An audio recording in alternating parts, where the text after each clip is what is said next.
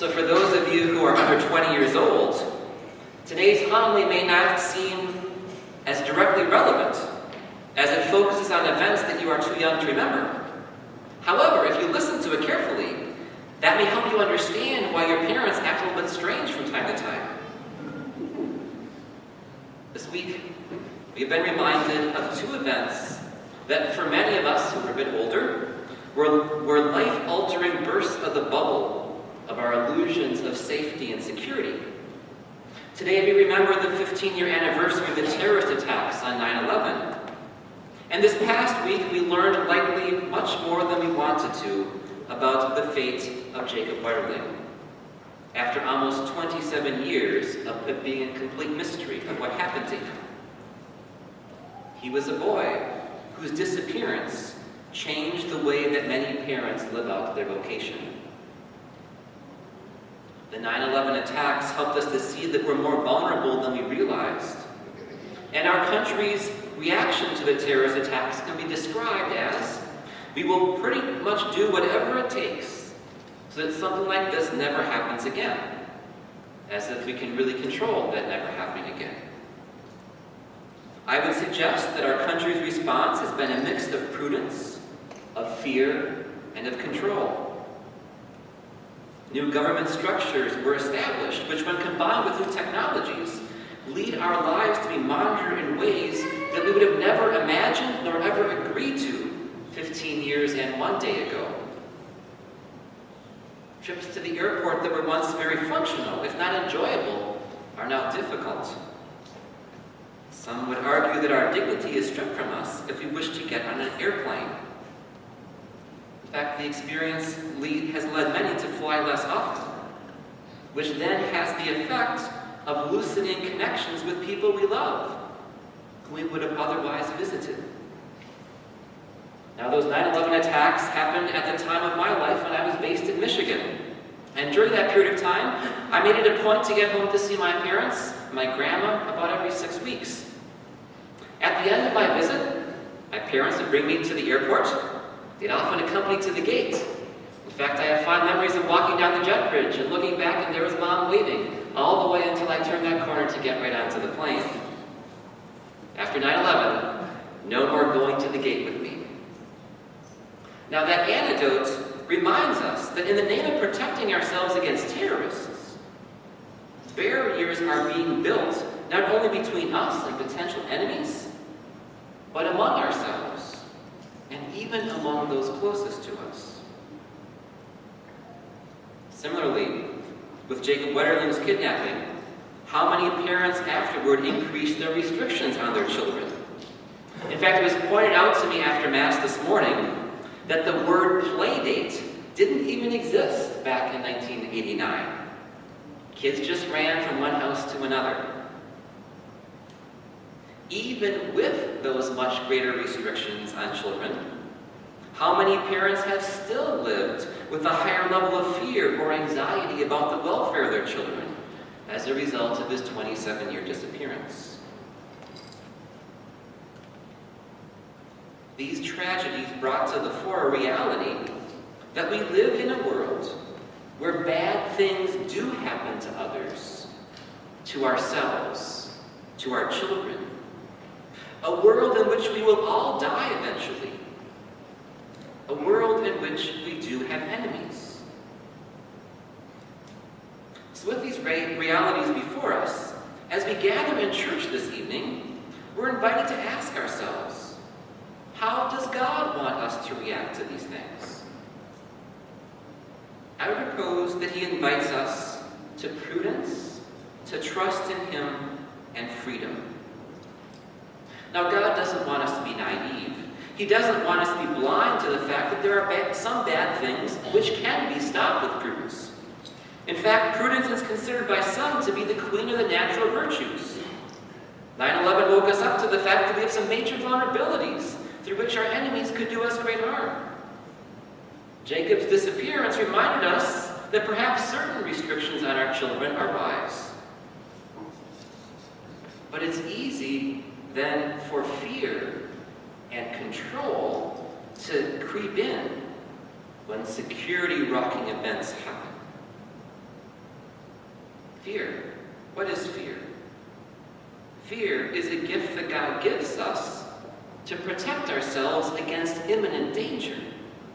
However, like many of the gifts that God gives us, the devil is able to get us to fall into fear in ways that, instead of protecting us, actually imprison us.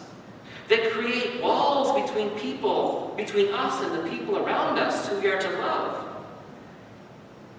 For we become afraid not just of the imminent dangers, but of all the possibilities that might possibly occur. That mindset, in turn, leads us to high levels of anxiety. When we act out of fear and anxiety, we often cross beyond what is prudent in an effort, often a futile effort, to protect ourselves. And similar to fear, we often turn to control. To think that if we can somehow just direct every moment of our lives, every moment of our children's lives, then they will be safe and we will be safe. Instead, the reality is that we'll be a basket case of exhaustion and anxiety and all those downstream consequences that attitudes of fear and control bring along.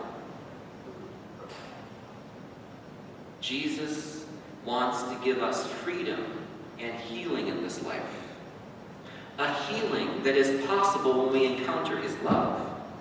In fact, I suspect that we're going to be talking a lot in the coming months and years about Jesus' healing love. For it has become clear to me that at this point in our history, we at St. Pius are to live out our parish's motto of restoring all things in Christ by striving to encounter the healing love of Jesus here at St. Pius, and then bring that love into all the interactions of our lives. There are many ways to experience this love. I'm hopeful that we'll talk about a number of them over the coming months and years. But one of them is time sensitive. One way to experience God's love is to go on a retreat. Now, there's lots of retreats where we can experience His love, but let me point out one of them. This coming Friday and Saturday, I'm planning to spend much of my day at St. Henry's Church in Monticello as part of the Healing the Whole Person retreat. I've mentioned it in some of my recent bulletin articles, including the bulletin this weekend. I realize it's kind of short notice at this point, but for those who happen to be free on Friday and Saturday, I'd highly recommend this opportunity to bring greater healing, freedom, and love into our lives. For when we experience that love, it then becomes easier to trust God and the promise God has given us, that He will work out all things for good for those who love Him. That even includes the tragedies of life, although sometimes it takes eternity for everything to get worked out. And when it comes to the freedom part, the common theme in our readings this evening holds a huge answer to the freedom. And that is something that we as a universal church are talking about: forgiveness and mercy. Now, this morning at the Masses, I preached a lot about this. But if I were to speak at it about the length it deserves, we wouldn't be out of Mass by 8:30. Now, I do anticipate that my morning homily will be on the parish website soon. So, my brothers and sisters, the events of this week reminding us of those two tragedies that changed the way that many of us live may have reopened some wounds in our hearts. If that is the case, then we face a choice right now. A choice that provides us with an opportunity or with a danger. The wounds being reopened give us an opportunity of cleaning them or of infecting them. We can infect them or allow them to fester even more if we respond to these memories with an increased level of fear, with increased levels of attempting to control our lives and the lives of those around us, with increased levels of a desire for vengeance, strict justice, or hatred. We can clean them by following the example that Jesus teaches and that Pope Francis keeps reminding us of mercy and forgiveness. Which doesn't mean that wrongs weren't done, nor that we weren't harmed.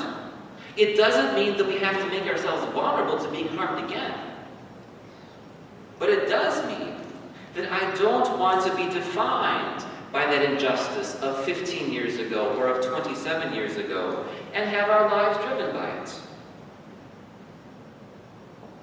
We can cleanse the open wounds through a prudent reflection on how we should live our lives in light of the dangers that we were exposed to by these tragic events. Are we being reasonable? Or are we going into fear and control? We cleanse the open wound by trusting in God, recognizing that even if bad things happen in life, even if tragic things were to happen to us or those we love, as long as we stay close to Him, He will work them out for good, if not in this life, then in eternity.